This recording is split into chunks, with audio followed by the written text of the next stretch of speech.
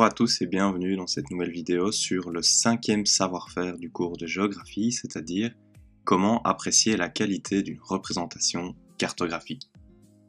Alors pour rappel, lorsqu'on parle de représentation cartographique, il y en a quatre types différents.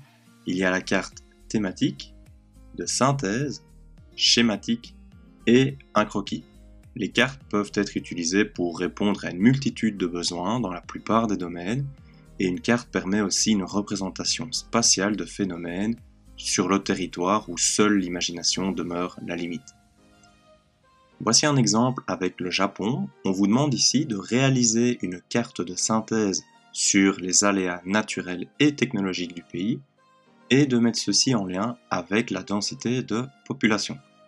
Vu qu'il s'agit d'une carte de synthèse, tu recevras une carte vierge du pays et tu vas devoir maintenant sélectionner les informations qui te semblent intéressantes ou suivre les consignes du cours, selon le professeur et donc l'école ici.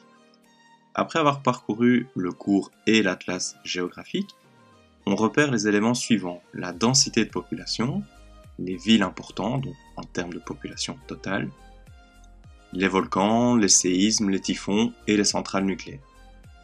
Te voici avec la carte du pays. La première chose à faire, c'est de commencer par la légende avant même de travailler sur la carte. Ça, c'est une erreur classique, beaucoup trop d'élèves commencent par la carte. La légende, comme tu peux le voir, elle doit être organisée et hiérarchisée. Ça veut dire quoi? Ça veut dire que tu vas devoir créer un tableau de 4 colonnes où l'on va représenter le type de figuré, donc les éléments zonaux, linéaires, ponctuels et autres, sans oublier là où les sources. Alors, que sont les éléments zonaux, linéaires et ponctuels? Eh bien, les éléments ponctuels, c'est par exemple une ville, un pont, un bâtiment, etc. Les espaces linéaires, c'est par exemple une route, un cours d'eau. Les espaces zonaux, c'est une région, un pays, un continent. Il est très important de placer les figurés dans l'ordre présenté. Donc d'abord ponctuel, linéaire et ensuite figurés zonaux, donc de surface. Pourquoi? Parce que placer un triangle mauve sur une surface coloriée en brun, ce sera très difficile au niveau de la lisibilité, on ne va pas voir grand chose. Il y a tout de même une exception, donc c'est-à-dire qu'on peut commencer par les figurés zonaux si on construit cette carte de synthèse au PC. Ici, étant donné la précision du PC et la facilité à revenir en arrière, on peut le faire et c'est même conseillé de commencer par les figurés zonaux.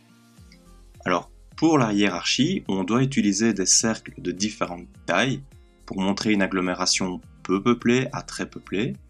Pour les flèches, c'est le même principe, donc une flèche plus ou moins épaisse pour montrer un flux plus important. Des dégradés de couleurs, voire un camailleux de couleurs, donc ce qui est plus faible ou plus clair, et ce qui est plus fort ou nombreux avec une couleur foncée. Ensuite, on reprend la liste d'idées à représenter, et on va placer ces idées au bon endroit, donc dans la bonne colonne. Par exemple, la densité de population, je vais colorier la zone, donc c'est dans l'élément zonaux. Les volcans, ça va être un élément ponctuel car je vais placer simplement l'image du volcan, etc. Après, on choisit une bonne manière de représenter les éléments sur la carte, tout en faisant bien attention à la hiérarchie des figurés, donc taille, couleur et intensité.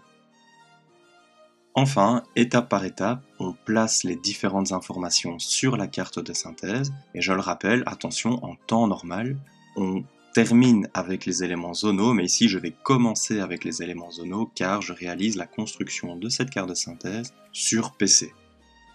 Première étape, je place donc la densité de population avec une couleur plus claire pour la densité plus faible et une couleur plus foncée pour la densité de population plus importante. Le choix des couleurs est également très important, vous devez systématiquement choisir ces mêmes couleurs pour la densité de population car ce sont les couleurs conventionnelles. Certains élèves me demandent comment faire pour sélectionner la bonne couleur. C'est une très bonne question et la réponse est aussi simple, il faut penser aux couleurs de l'atlas. Par exemple, pour le relief, on va du vert pour tout ce qui est plaine à brun pour les montagnes. Donc les montagnes c'est brun voire orange aussi selon l'atlas. Les mers et les océans ça va être du bleu, etc. Donc toujours penser à ce qu'on retrouve dans l'atlas. Deuxième étape, j'ai placé les villes et la capitale. Alors pour rappel, le choix de figure est aussi important et on suit la même logique, on pense à ce qu'on retrouve dans l'atlas. De ce fait, pour les villes on va placer un point et pour la capitale un carré et on peut même souligner la capitale pour que ce soit encore plus lisible. Troisième étape, j'ai placé les volcans. Quatrième étape, les centrales nucléaires avec ici une mise en évidence de Fukushima car c'était demandé dans la consigne. Étape suivante, je place la trajectoire des typhons. Sixième étape, je place les séismes donc avec les plaques tectoniques, on peut voir où elles se situent. Septième étape, je viens placer les pays limitrophes en rouge et tous les éléments hydrographiques, donc les mers et océans. Enfin, dernière étape, je viens placer un titre, je mets en évidence l'orientation avec une flèche qui indique le nord, et j'indique bien la source. Alors la source, vous ne la voyez pas ici car elle est placée en dessous de la légende, je vais vous la montrer juste après.